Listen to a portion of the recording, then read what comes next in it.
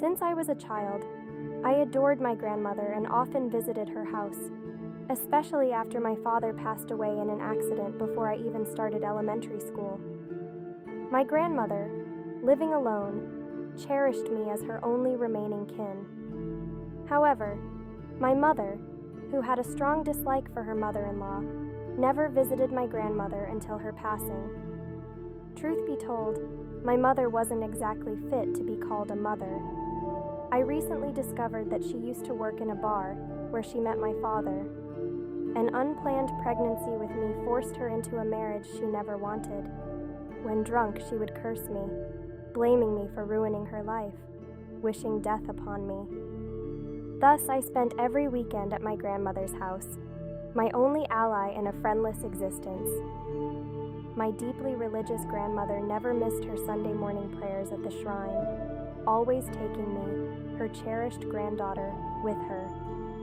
Despite the tediousness of the prayers for a child, I loved those mornings with her, the delicious breakfasts, and our walks to the beautiful local shrine. I knew, even as a child, that my grandmother prayed for me during those long sessions at the shrine.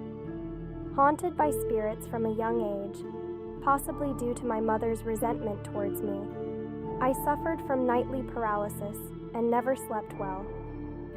The paranormal activities escalated as I grew older, leading to accidents, seizures during class, and hallucinations of eating bugs. Eventually, I stopped attending school. My grandmother would visit me when my mother was out, comforting me through my worst moments. Those times with her were the only warmth I knew. On my 16th birthday, my beloved grandmother passed away. Miraculously, I didn't lose my sanity.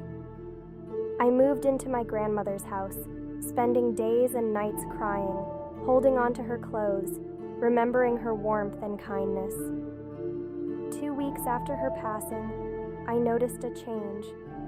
The paranormal activities ceased. A friend suggested that my grandmother had become my guardian spirit, protecting me.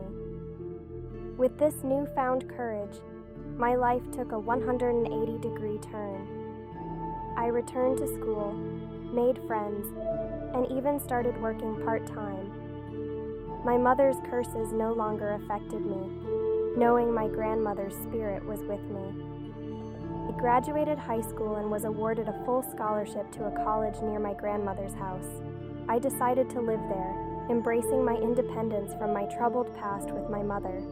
While settling into her house, I discovered a bundle of old notebooks hidden deep in her wardrobe. They were her diaries, detailing her daily life with meticulous care.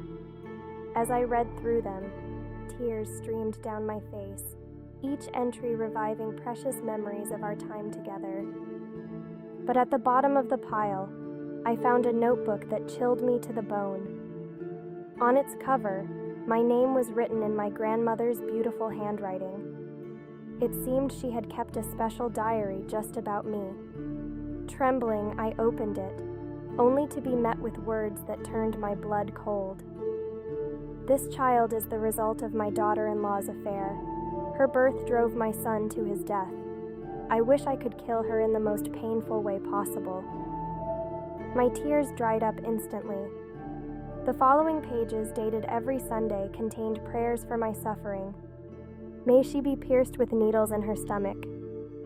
May she eat nothing but insects for the rest of her life. May this bitch dies after being haunted by evil spirits for the rest of her life.